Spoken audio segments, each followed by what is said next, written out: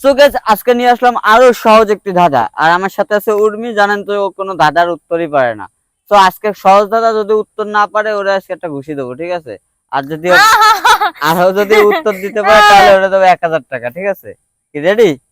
না আমি রেডি না, ঘুষি খাস জন্য আমি ready না। আমি তো পারি না, খেলা পারি না বলে এত কিছু করি না, খুব তুমি সহজ তো একটা পারো। ধাঁধা গাইস, মন দিয়ে শোনেন।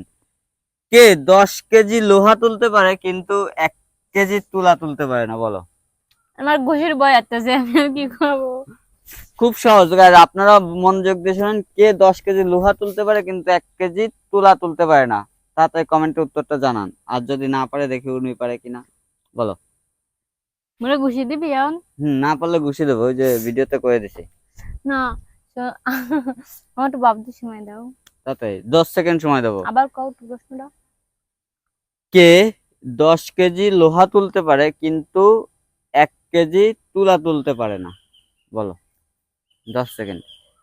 1, 2, 3, কিরা মানুষ। 4, 5, 6, 7, 8, সাম না কেরা কালা রে, শুধু ভয় 9, দেই।